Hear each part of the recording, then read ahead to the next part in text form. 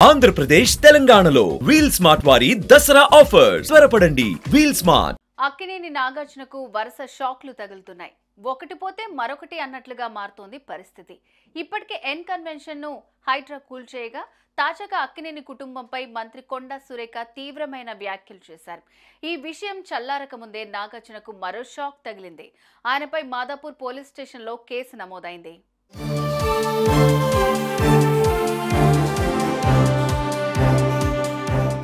జనం కోసం అధ్యక్షుడు కసిరెడ్డి భాస్కర్ రెడ్డి మాదాపూర్ పోలీస్ స్టేషన్లో నాగార్జునపై ఫిర్యాదు చేశారు. ఆయనపై క్రిమినల్ కేసు నమోదు చేయాలని భాస్కర్ రెడ్డి పోలీసులను కోరారు. తమ్మిడికుంట చెరువును కబ్జా చేసి ఎన్ కన్వెన్షన్ నిర్మించారని పోలీసులకు కంప్లైంట్ చేశారు.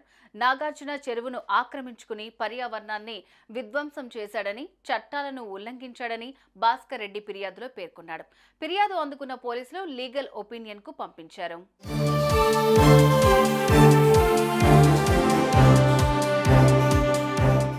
అక్కినేని నాగార్జునకు చెందిన ఎన్ కన్వెన్షన్ తమ్మిడిగుంట చెరువుకు చెందిన 3 ఎకరాల భూమి కబ్జా చేసి కట్టారని గతంలో అనేక ఆరోపణలు వచ్చాయి.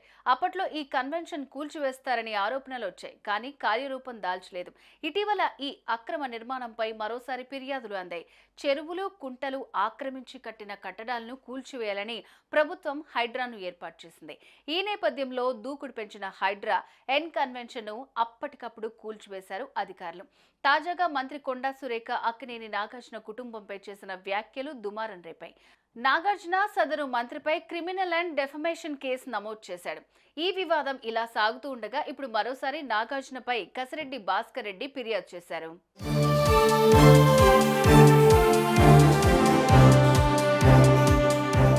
ఇటీవల తెలంగాణ ప్రభుత్వం చెరువుల పరిరక్షణకు హైడ్రాను ఏర్పాటు చేసిన విషయం తెలిసిందే. చెరువులు, బఫర్ జోన్లు, ఎఫ్టీఎల్, నాలాలు, ప్రభుత్వ స్థలాల్లో నిర్మితమైన అక్రమ కట్టడాలను నిర్దాక్షిణ్యంగా కూల్చివేస్తోంది హైడ్రా. హైడ్రా దెబ్బకు అక్రమార్కులు వణికిపోతున్నారు. ఇప్పటికే చాలా ప్రాంతాల్లోని ప్రభుత్వ భూమిని కూడా స్వాధీనం చేసుకున్నారు. కాగా హైడ్రాపై కాస్త నెగిటివ్, కాస్త పాజిటివ్ టాక్ కూడా వస్తోంది.